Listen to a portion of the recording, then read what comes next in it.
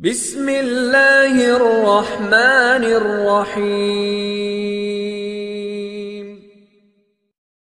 امام اسمعی فرماتے ہیں کہ ایک دن میں ایک آدمی کے پاس آیا۔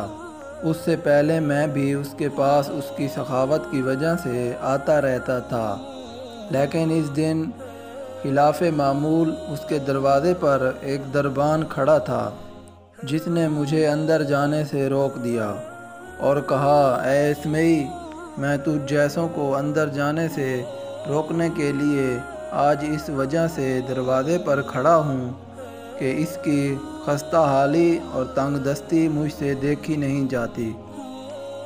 میں نے کاغذ کا ٹکڑا لیا اور اس پر یہ شعر لکھا، جب کسی سخی کے دروازے پر دربان کھڑا ہو جائے تو اسے کنجوس پر فضیلت نہیں رہتی۔ میں نے رکا دربان کو دے کر کہا، میرا یہ رکا اندر پہنچا دو۔ وہ رکا لے کر اندر چلا گیا۔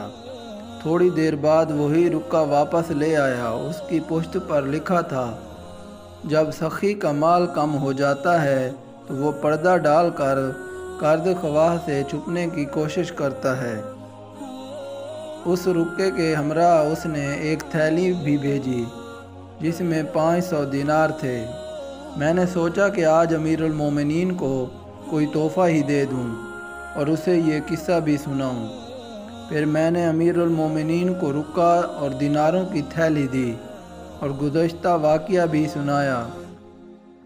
انہوں نے جب تھیلی دیکھی تو ان کے چہرے پر غصے کے آثار نمایاں ہو گئے۔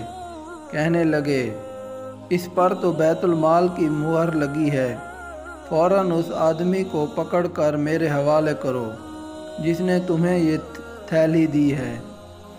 امام اسمعی فرماتے ہیں کہ جب ہم اس آدمی کو پکڑ کر لائے اور اسے امیر المومنین کے سامنے کھڑا کیا تو انہوں نے اس سے کہا، کیا تو وہی نہیں ہے جس نے کل ہماری سواری کے سامنے کھڑے ہو کر اپنی خستہ حالی کا ذکر کیا تھا؟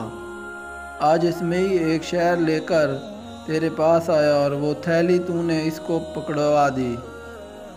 اس نے کہا، باخدا، میں نے اپنی جب خستہ حالی اور زمانے کی سختیوں کا ذکر امیر المومنین سے کیا تھا وہ سب صحیح ہے، اس میں کوئی جھوٹ یا فریب نہیں، لیکن مجھے اللہ تعالیٰ سے حیا آئی، اسی لیے میں نے اپنے در پر آنے والے کو اس طرح واپس کیا جیسے امیر المومنین نے مجھے واپس کیا تھا۔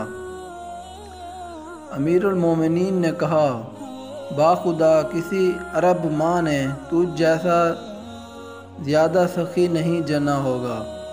پھر امیر المومنین نے 1000 دینار دینے کا حکم دیا۔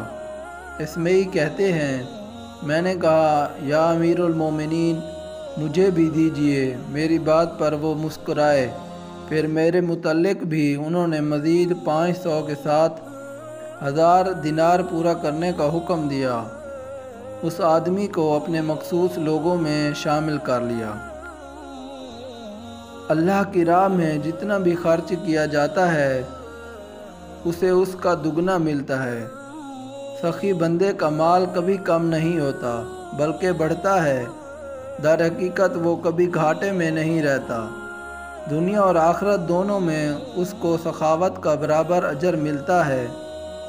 مسلمانوں کی تاریخ سخاوت کی شاندار مثالوں سے بھری پڑی ہے، اور ایک ہی آواز پر صحابہ کرام نے اپنا سارا مال اللہ کی راہ میں قربان کر دیا۔ اللہ ہم سب کا حامی و ناصر ہو۔ جزاک اللہ۔